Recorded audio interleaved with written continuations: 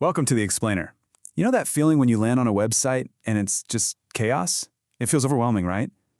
But then others feel calm, clear, super easy to use? Well, today we're going to dig into why that is. And believe it or not, the answer has a lot to do with a walk in the woods. Yeah, think about it. In a really healthy, beautiful forest, it's not just about the trees. It's the space between them that matters. That space lets the sunlight through, it gives you a clear path to walk, and it lets you, actually see where you're going. So here's the big question. What if that exact same idea applies to the websites we use every single day? Is all that empty space on a web page just wasted? Or is it maybe one of the most critical parts of the whole design? Let's dive in and start with what happens when that space is gone. Okay, we've all been there, right? You click a link and you land on a page that just feels like a digital jungle, an overgrown thicket. Banners are flashing, pop-ups are screaming for your attention, there are a million links, and you just can't find the one thing you came for. It's a total mess. And that feeling of being completely overwhelmed, that's not just you being impatient. It's a real, measurable thing that psychologists call cognitive load. Basically, this digital chaos is literally maxing out your brain's processing power. You're exhausted before you've even started reading. So let's get into the science of it. Why exactly does our brain need that breathing room? Well, it turns out this isn't just a preference, it's actually hardwired into how our brains work. Okay, so here's the deal. Your brain's working memory, it's kind of like the RAM in your computer. You only have so much of it available at any given moment. A cluttered website just throws way too much information at it all at once, and your brain, well, it starts to lag. It's like trying to run 50 programs at the same time. Everything slows down, and you end up missing the important stuff. And there's this other cool psychological trick our brains do automatically. It's called Gestalt's law of proximity. It sounds fancy, but it just means our brains love to group things together. If two things are close to each other, boom, we assume they're related. A button and the text next to it, they belong together. Good designers know this, and they use space to create these little groups, making everything on the page instantly clearer.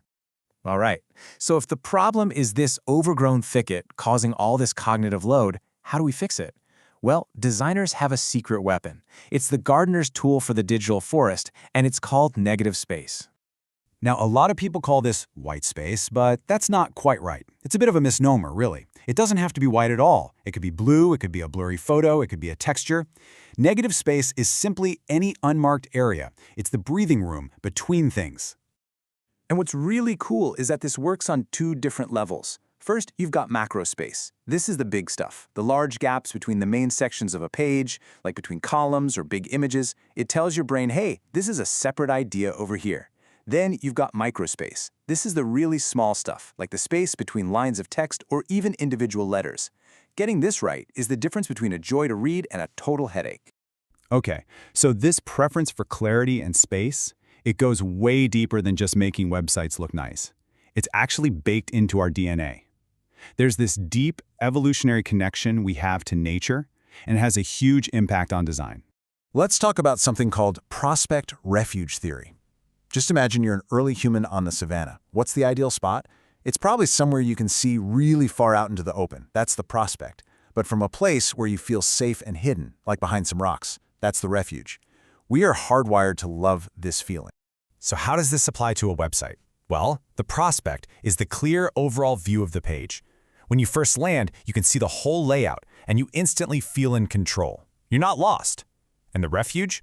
Those are the nicely contained blocks of content, the paragraphs, the images. They're safe, focused little spots where you can actually consume the information without getting distracted. Okay, this all sounds great in theory, right? But this isn't just some abstract, artsy-fartsy design concept. Using space effectively has a direct, measurable, and sometimes massive impact on whether a website actually succeeds or fails. Get this, studies have actually shown that by just getting that little bit of microspace right, the spacing between lines of text, you can increase a person's reading comprehension by up to 20%.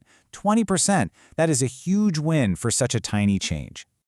And it just snowballs from there. First, things are easier to read. Because they're easier to read, you can scan the page better and find what you want. That creates a clear visual hierarchy, guiding your eye right where it needs to go. All of this means you're more likely to engage and interact. And what's the end result? The brand itself just feels more premium, more sophisticated, more trustworthy. If you want the perfect case study, just look at the Google homepage. It's the masterclass. It is almost nothing but negative space. And that space isn't empty. It's doing the most important job on the page. It's eliminating every single distraction to focus 100% of your attention on the one thing you're there to do. Type in that search box. So now you can actually start looking for this yourself. Here's a quick little checklist. Next time you're on a website, just ask, is the spacing between lines of text easy on the eyes? Do the buttons have plenty of room around them, or are they crammed in? Are the main sections of the page clearly separated? And are things that belong together, actually grouped together?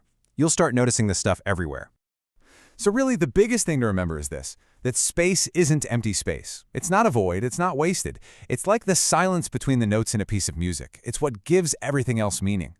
In design, that space is what makes the message clear. It's what allows the content to finally be seen and, really understood.